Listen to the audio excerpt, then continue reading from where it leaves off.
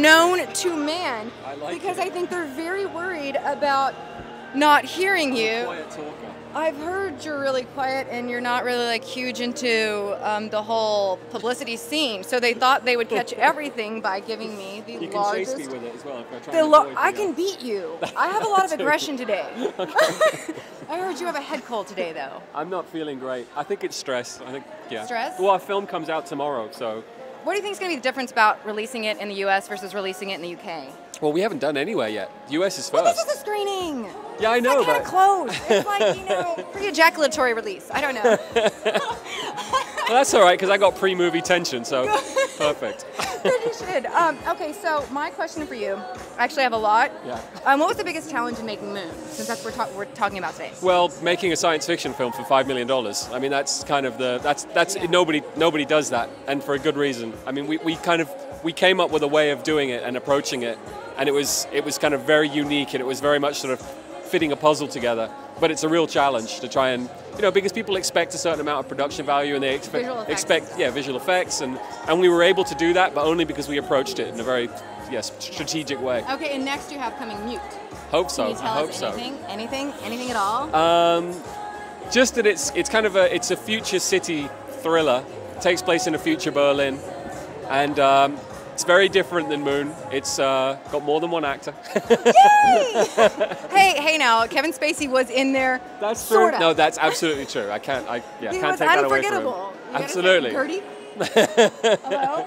I'm not even going to call him Kevin anymore. It's just going to be Gertie, and then I'm going to change. Good. If you meet him next time you talk to him, call him Gertie. I'm going to. I totally will. Okay, so you're like a huge gamer as well. I was just at E3. Oh, I'm so jealous. I really am. Good. I'd love to. I like you to be jealous of me. Duncan Jones is jealous of me because I was at E3 for all 3 days. Wow. I was working as a character though, so. Really? Oh, yeah, that's pretty Bayonetta. You have to look it up. Okay. Sega character. And on my breaks, played Rock Band. Okay. So what do you play? What's your game? Call of Duty, quite a lot. I've done that. Yeah? Yes. There's a new one coming out too, Modern Warfare 2, that looks amazing. Oh, In yeah? fact, the trailer for that game looks a lot better than a lot of films, like a lot of film trailers. Well, would you ever think of like, I don't know how you direct a gaming trailer. I'm going to say it's possible. It is possible. I mean, before I came and worked in the advertising industry, I worked at a games company in the UK, so games is definitely part of my heritage.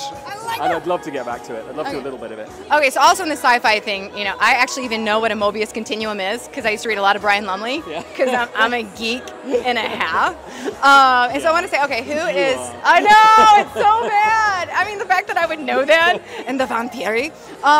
Don't quote me with my big, giant phallic microphone. I know, it's so horrible. I want to say, who is the epitome of the sci-fi babe? You can go back as far. The Farrah Fawcett poster child of the sci-fi babe. Farrah Fawcett, was she in Saturn V? I can't remember who it was in Saturn V, but there was a woman in there who was gorgeous. Gorgeous? Gorgeous. She have big knockers? I don't know, I think they were adequate for purposes. Adequate for purposes? Yeah. I asked you that while pointing a huge phallic microphone. I was really surprised. This is just completely like making me cry. Okay, so who is like, if you could be a sci-fi heroine, like not drug dealer heroine, but like really amazing sci-fi guy who gets all the babes, who would it be? Oh, that's really difficult. What? Probably Rutger Hauer in Blade Runner. Oh, Blade Runner was good. Because he was just incredibly cool, and I liked his haircut. It is all about the hair. It is. You have fantastic hair, by the way. Well, yeah, thank you. No, it's good. It's really what good. there is. No, I see it. Pointing at it with a big microphone. And if you could work with anyone in the industry, who would it be? Aside from, of course, me. Who would it be? Ooh, who would I work with? God, you're asking really hard questions. This is not hard. Well, it is for me, because I actually want to give you good answers. I like that. Who would I want to work with?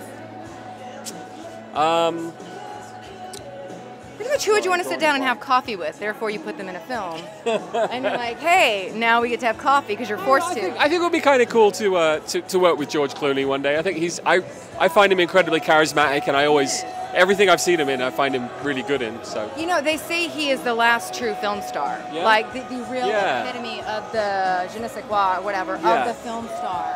yeah. No, I You think know, there's sorry, something to Brad Pitt. They're giving it to George. Maybe if he had a big phallic microphone. That's what you need. That's amazing. you have power now. I do, especially because I can like hit people with this. Okay, so you said the challenges of working with a $5 million budget. Yeah. Do you want to stick with independent for the grind and the passion, or are you ready to move to big studio budget? Just to sort of pull back from that a little bit, $5 million is obviously a lot of money for an independent film. It is for but independent. for a science fiction independent Yeah. film, it's quite a lot of money. I mean, it's a difficult amount of money. So you would hope to make back $5,001 from That would rock. I would be so happy. If that's what happens, I'll and be then your thrilled. budget would increase By to one. $5 million, and you could like do And that. if I do that every year, in like 10 years, you'd have 5,010,000. I could get a couple of cheeseburgers. It'll be I know. well worth we the could go for investment. tea. I so want to go for tea. Well, thank you so much. I appreciate it like hugely for doing the interview. And I'll give you some insider stuff on E3 because it was amazing. That would be fantastic. It'd be good to talk about it. Yeah, and if you ever need to get in, I mean, which I don't think you have a hard time. I have a lot of friends in Sega and EA. Excellent. Very cool. We can talk. Okay. Sounds good. Yeah, I'll trade you some stuff. Sounds good. Thank you so much, Mr. Duncan Jones. Duncan Jones, can you say this is